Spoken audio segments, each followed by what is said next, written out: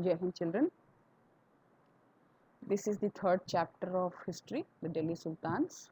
I will give you the first module today, and we have almost covered half of the chapter. So I will just do a recap. So let's begin. So the Delhi, uh, how it was under the different rulers, the Tomars, the Chauhans, the early Turkish rulers, the Khaljis, the Tughlaqs, the Sayyids, and the Lodhis. So Delhi became the capital of a kingdom under the Tomara Rajputs, but they were defeated in the middle of the 12th century by the Chauhans of Ajmer. It was under the Tomaras and the Chauhans that Delhi became an important trade and commercial center. There is a special mention about Dehliwal, which was a coin and had a wide circulation.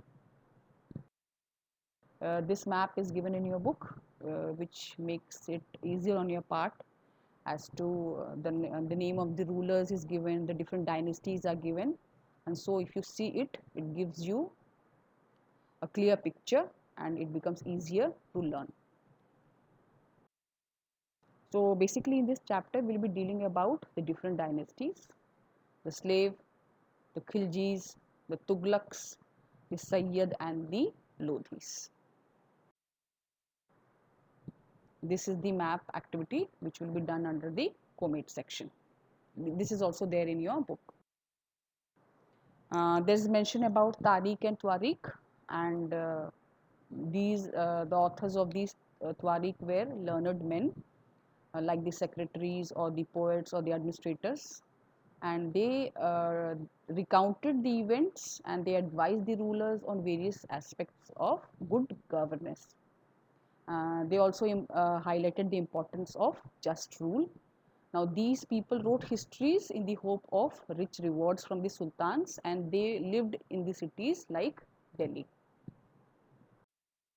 There is special mention about Razia Sultan and how during that time the concept of a queen becoming a ruler was opposed by the people as a whole.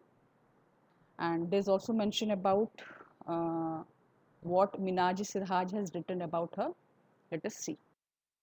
So Minaji Sirhaj thought that the queen's rule went against the ideal social order which was created by God, in which women were supposed to be subordinate to men. So he therefore asked, in the register of God's creation, since her account did not fall under the column of men, how did she gain from all her excellent qualities? So this basically tells you that she was an excellent ruler, but the basic idea of accepting a queen was not there in the society. There's also a mention about Rudrama Devi, who ruled in Kashmir, and she was also called as Didi or the elder sister.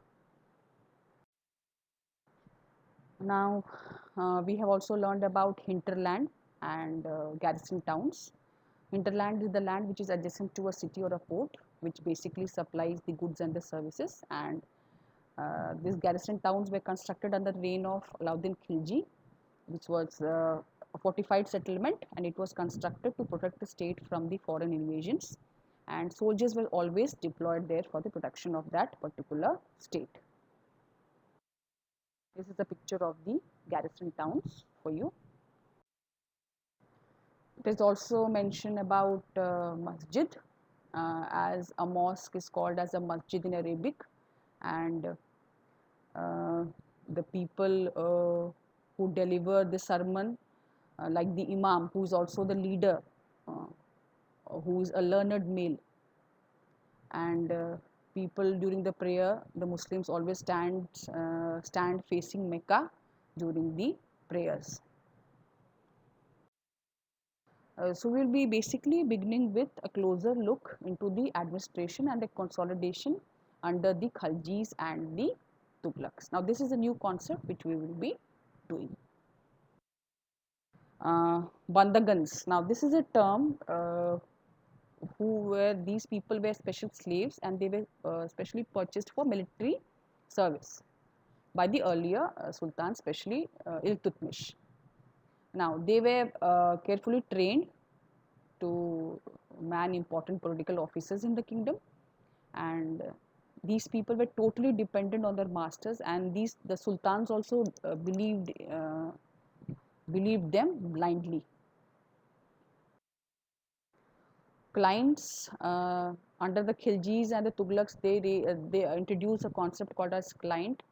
Now these people belong to hum, uh, humble birth, and they were often given high positions. They were also appointed as governors or generals. Now, but there was an element of instability because of these. As what happened, these slaves and the clients were always loyal to their immediate masters. They were not loyal to their the next person who came as a ruler. So when the new sultan came, they brought their own servants, and as a result, there was always a conflict between the old and the new nobility. There's also a concept of Iqta and Iqtadar. Like the earlier sultans, the Khaljis and the Tughlaq monarch, they appointed military commanders to govern the territories which were of different sizes. Now the lands were called as Iqta, and the holder was of these lands was called as Iqtadar or Mukti. Now, the duty of the Mukti was to lead military campaigns and to maintain law and order in these particular Iqtas. In exchange of these services that they did, like the military services that they did, they collected revenues for their as their salaries. So that's all for today. In the next module, we'll be dealing further with the concept as to how the taxes were collected by these people. Thank you and Jai Hind.